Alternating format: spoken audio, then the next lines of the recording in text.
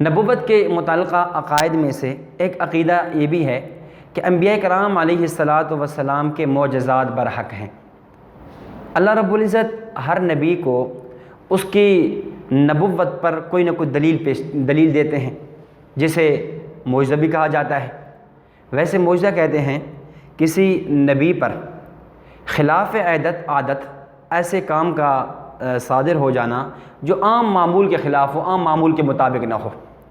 اللہ رب العزت نے انبیاء علیہ الصلاۃ والتسلیمات کو معجزات دیے، جیسے حضرت ابراہیم علیہ الصلاۃ والسلام کے لیے نار کا گلزار بن جانا، آگ کا ٹھنڈا ہو جانا۔ حضرت صالح علیہ الصلاۃ والسلام کی قوم نے جب معجزہ مانگا تو پہاڑ کی چٹان پھٹی، گابن اونٹی نکلی اور نکلتے اس نے بچہ جنم دیا۔ اسی طرح موسیٰ علیہ الصلاۃ والسلام کے معجزات، عصا کا، لاٹھی کا سانپ بن جانا، ید بیضاء، اور عیسیٰ علیہ الصلاۃ والسلام کے معجزات میں سے مادر زاد نابینا کا بینا ہو جانا، اندھوں کا درست ہو جانا، کوڑی اور برس کے مریض کا درست ہو جانا۔ یہ مختلف انبیاء کو مختلف اوقات کے اندر اللہ رب العزت نے معجزات دیے۔ اسی طرح نبی الانبیاء، امام الاولین، سید الاولین والمرسلین حضرت محمد رسول اللہ صلی اللہ علیہ وسلم کو بھی کئی معجزات دیے۔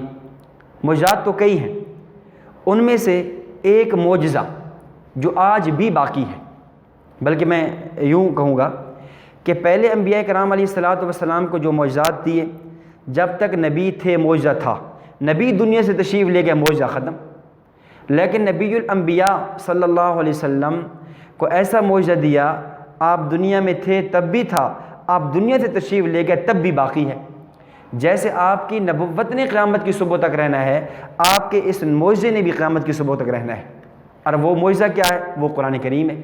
قرآن کریم کا محفوظ ہونا، وہ قرآن کریم جو سیدنا جبریل علیہ الصلاۃ والسلام لے کر آئے، نبی اکرم صلی اللہ علیہ وسلم کے قلب اطہر پہ اتارا، حضرت ابو بکر صدیق، عمر، عثمان و علی، امیر معاویہ رضی اللہ تعالیٰ عنہ نے لکھ کر امت کو دیا، جو قرآن جبریل علیہ السلام لے کر آئے اور حضرات صحابہ نے دیا، آج تک بلکہ قیامت کی صبح تک وہ ایسا ہی ایسے کہ ایسا رہے گا، اس کے اندر ایک زبر، زیر اور پیش کی غلطی نہیں ہو سکتی۔ انا نحن نزلنا الذکر وانا لہ لحافظون، ہم نے ہی اتارا ہے قرآن کریم اور ہم ہی اس کے محافظ ہیں، ہم نے حفاظت کی ذمہ داری لی ہے۔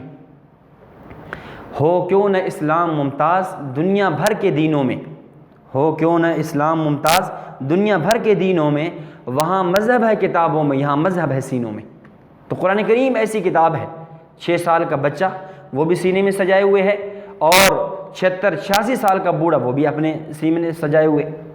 تو یہ نبی اکرم صلی اللہ علیہ وسلم کا ایسا معجزہ ہے جو آج بھی باقی ہے۔ تو نبوت کے معجزات پر بھی ایمان لانا اور یہ عقیدہ رکھنا کہ انبیاء کرام علیہ الصلاۃ والسلام کو اللہ نے معجزات دیے ہیں، مختلف انبیاء کو مختلف معجزات دیے، آپ علیہ الصلاۃ والسلام کو بھی معجزات دیے، اور ان میں سے ایک اہم معجزہ قرآن کریم ہے۔ دیگر اور بھی کئی معجزات ہیں۔